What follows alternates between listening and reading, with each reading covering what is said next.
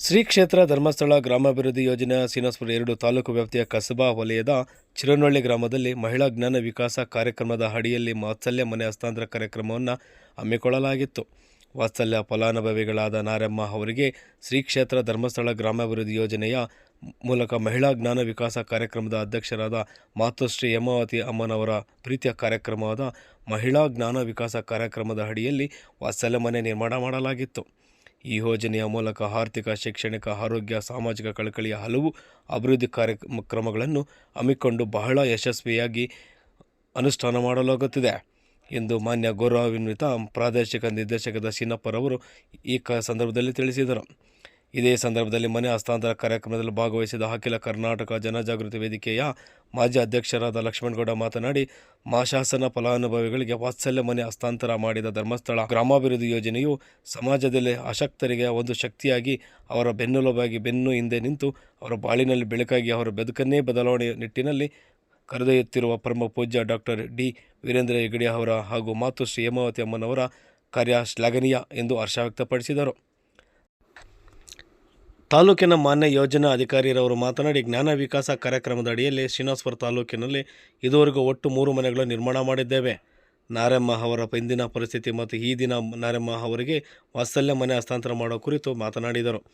ಈ ವಾತ್ಸಲ್ಯ ಮನೆ ಹಸ್ತಾಂತರ ಕಾರ್ಯಕ್ರಮದಲ್ಲಿ ಮಾನ್ಯ ಜಿಲ್ಲಾ ಗೌರವಾನ್ವಿತ ನಿರ್ದೇಶಕರಾದ ಪದ್ಮಯ್ಯ, ಜ್ಞಾನ ವಿಕಾಸ ವಿಭಾಗದ ಮಾನ್ಯ ಪ್ರಾದೇಶಿಕ ಯೋಜನಾಧಿಕಾರಿಗಳಾದ ಶ್ರೀಮತಿ ಸಂಧ್ಯಾ, ಗ್ರಾಮ ಪಂಚಾಯತ್ ಸದಸ್ಯರಾದ ಶ್ರೀಮತಿ ಮಂಜುಳಾ, ಊರಿನ ಮುಖಂಡರಾದ ಜಗದೀಶ್, ವಲಯದ ಮೇಲ್ವಿಚಾರಕರಾದ ಕಳಾವತಿ, ಕೃಷಿ ಮೇಲ್ವಿಚಾರಕರಾದ ಶರತ್ಕುಮಾರ್ ರವರು, ಜ್ಞಾನ ವಿಕಾಸ ಸಮನ್ವಯಾಧಿಕಾರಿ ಯಶೋಧ, ಸಂಘದ ಸದಸ್ಯರು ಹಾಗೂ ಗ್ರಾಮದ ಸದಸ್ಯರು ಉಪಸ್ಥಿತರು ಹಾಜರಿದ್ದರು.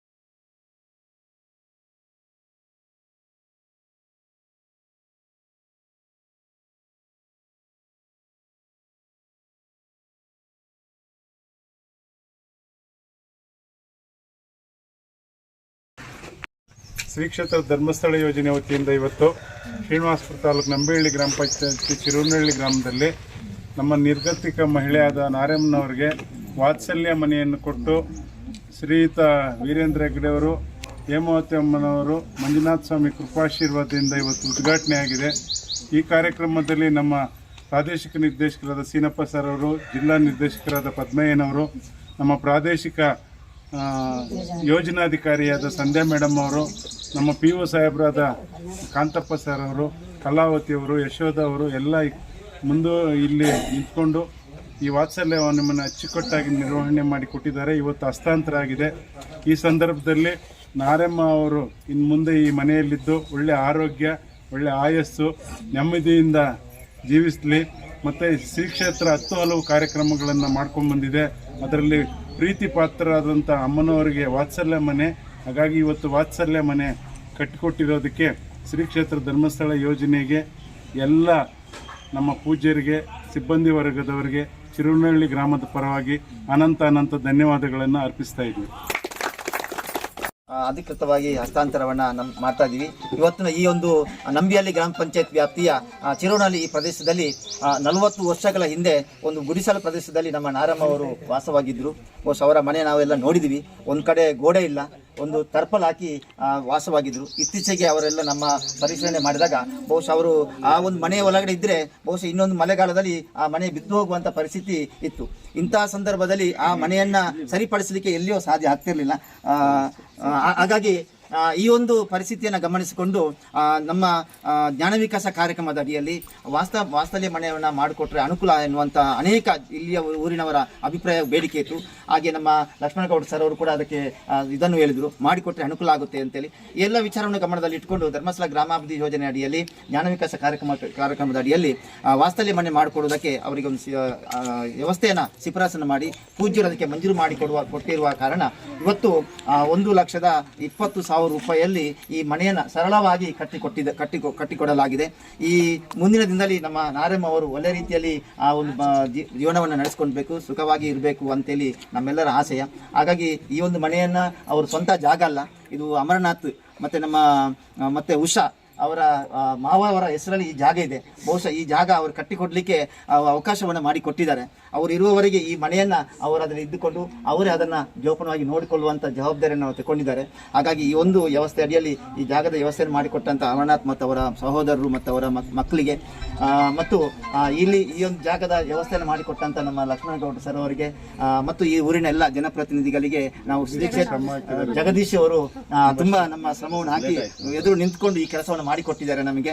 ಹಾಗಾಗಿ ಎಲ್ಲರಿಗೂ ನಾವು ಶ್ರೀ ಕ್ಷೇತ್ರ ಧರ್ಮಸ್ಥಳ ಗ್ರಾಮಾಭಿವೃದ್ಧಿ ಯೋಜನೆಯ ಪರವಾಗಿ ಮತ್ತು ನಮ್ಮೆಲ್ಲ ಕಾರ್ಯಕರ್ತ ಮಿತ್ರರ ಪರವಾಗಿ ಪ್ರೀತಿಪೂರ್ವಕವಾದ ಧನ್ಯವಾದವನ್ನು ಈ ಸಂದರ್ಭ ಸಲ್ಲಿಸ್ತಾ ಇದ್ದೀನಿ. ನನ್ನ ಹೆಸರು ಕಾಂತಪ್ಪ MK, ಶ್ರೀನಿವಾಸಪುರ 2 ಯೋಜನಾ ಕಚೇರಿಯ ಕ್ಷೇತ್ರ ಯೋಜನಾಧಿಕಾರಿ. ನಮ್ಮ ಶ್ರೀನಿವಾಸಪುರ ಯೋಜನಾ ಕಚೇರಿ ವ್ಯಾಪ್ತಿಯಲ್ಲಿ ನಮ್ಮ ಇಲ್ಲಿ ಚಿರುನಹಳ್ಳಿ ಈ ಪ್ರದೇಶದಲ್ಲಿ 40 ವರ್ಷಗಳ ಹಿಂದೆ ನಮ್ಮ ನಾರಮ್ಮ ಅಂತಲ್ಲಿ ಒಬ್ಬ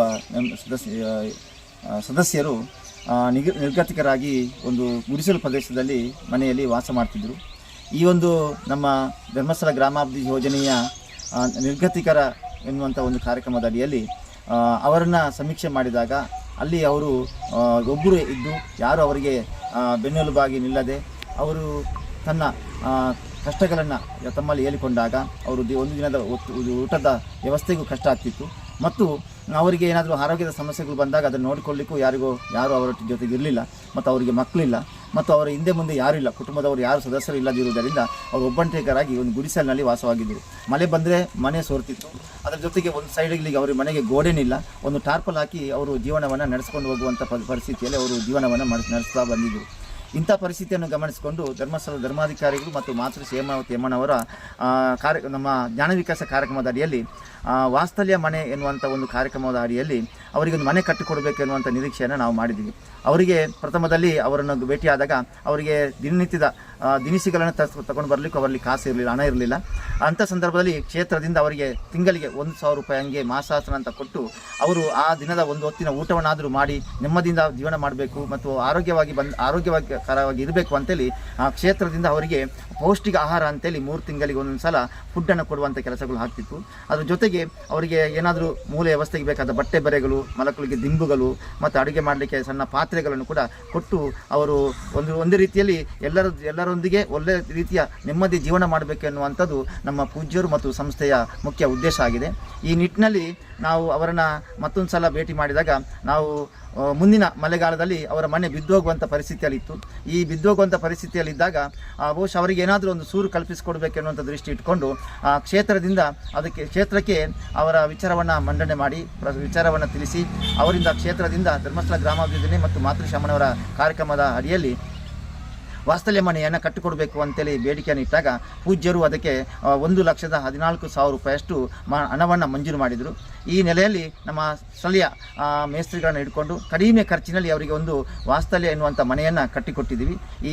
ಇವತ್ತು ಆ ಒಂದು ಮನೆಯನ್ನು ಅಧಿಕೃತವಾಗಿ ಅವರಿಗೆ ಬಿಟ್ಟುಕೊಡುವಂಥ ಒಂದು ಕಾರ್ಯಕ್ರಮವನ್ನು ಗೃಹ ಪ್ರವೇಶವನ್ನು ಮಾಡುವಂಥ ಕೆಲಸ ಕಾರ್ಯಗಳನ್ನು ನಮ್ಮ ಸಂಸ್ಥೆ ಮತ್ತು ಊರಿನ ಎಲ್ಲ ಜನಪ್ರತಿನಿಧಿಗಳು ಸಂಘದ ಸದಸ್ಯರು ಸೇರಿಕೊಂಡು ಮಾಡುವಂಥ ಕೆಲಸವನ್ನು ಮಾಡ್ತಾ ಇದ್ದೀವಿ. ನಾರಮ್ಮ ಎನ್ನುವಂಥ ಒಬ್ಬ ಸದಸ್ಯರು ಹಿಂದೆ 40 ವರ್ಷದವರೆಗೆ ಇದೇ ಒಂದು ಗುಡಿಸಲು ಪ್ರದೇಶದಲ್ಲಿ ವಾಸವಾಗಿದ್ದರು. ಈ ಮನೆಯಲ್ಲಿ ಅವರ 40 ವರ್ಷದ ಜೀವನ ಕಳೆದಿದ್ದಾರೆ. ಈ ಮನೆಯಲ್ಲಿ ಅವರು ಯಾವುದೇ ರೀತಿಯಲ್ಲಿ ಭದ್ರತೆ ಇರಲಿಲ್ಲ. ಯಾವುದೇ ಸಂದರ್ಭದಲ್ಲಿ ಕೂಡ ಈ ಮನೆ ಮಳೆಗಾಲಕ್ಕಾಗಲಿ ಗಾಳಿ ಬಂದರಾಗಲಿ ಬೀಳುವಂಥ ಪರಿಸ್ಥಿತಿಯಲ್ಲಿತ್ತು. ಈ ಎಲ್ಲ ವಿಚಾರವನ್ನು ನಮ್ಮ ಊರಿನ ಜನಗಳು ನಮಗೆ ಕ್ಷೇತ್ರದ ಧರ್ಮಸ್ಥಳ ಗ್ರಾಮಾಭಿವೃದ್ಧಿಗೆ ವಿಚಾರವನ್ನು ಮುಟ್ಟಿಸಿದಾಗ ನಮ್ಮ ಸಂಸ್ಥೆ ಎಲ್ಲ ಕಾರ್ಯಕರ್ತರು ಮತ್ತು ನಾವು ಕೂಡ ಬಂದು ಅದನ್ನು ಪರಿಶೀಲನೆ ಮಾಡಿದಾಗ ಇವರು ಬಹಳಷ್ಟು ಕಷ್ಟಕರವಾದಂಥ ಜೀವನವನ್ನು ಈ ಮನೆಯಲ್ಲಿ ಮಾಡ್ತಿದ್ದಾರೆ. ಈ ಮನೆಯ ಒಂದು ಕಡೆ ಅವರ ಕಷ್ಟಕರವಾದ ಆಗಿದ್ದರೆ ಅದರ ಜೊತೆಗೆ ಅವರ ದಿನನಿತ್ಯದ ಊಟಕ್ಕೂ ಕೂಡ ಕಷ್ಟ ಆಗ್ತಿತ್ತು ಮತ್ತು ಅವರಿಗೆ ಉಡುವಂಥ ಬಟ್ಟೆಗಳು ಕೂಡ ಅವರಿಗೆ ಇರಲಿಲ್ಲ. ಈ ಎಲ್ಲ ವಿಚಾರವನ್ನು ಗಮನದಲ್ಲಿ ಇಟ್ಕೊಂಡು ಕ್ಷೇತ್ರ ಧರ್ಮಸ್ಥಳ ಗ್ರಾಮಾಭಿವೃದ್ಧಿ ಯೋಜನೆ ವತಿಯಿಂದ ಅವರಿಗೆ ಒಂದು ಹೊಸತಾಗಿ ಅವರಿಗೆ ಇರುವವರಿಗೆ ಬೇಕಾದಂಥ ಒಂದು ಮನೆಯನ್ನು ಕಟ್ಟಿಕೊಡ್ಬೇಕು ಅನ್ನುವಂಥ ದೃಷ್ಟಿ ಇಟ್ಕೊಂಡು ಇವತ್ತು ಹೊಸ ಮನೆಯನ್ನು ನಾವು ಇವತ್ತು ಕಟ್ಟಿಕೊಡ್ತಾ ಇದ್ದೀವಿ. ಇರುವಂಥ ಈ ಮನೆಯ ಪರಿಸ್ಥಿತಿಯನ್ನು ನೋಡಿಕೊಂಡು ಈಗ ಹೊಸ ಮನೆಯನ್ನು ಕಟ್ಕೊಂಡಿದ್ದೀವಿ ಮತ್ತು ಇವತ್ತು ಇನಾಗ್ರೇಷನ್ ಮಾಡ್ತೀವಿ. ಆ ಹೊಸ ಮನೆಯನ್ನು ಇವತ್ತು ನೋಡೋಣ.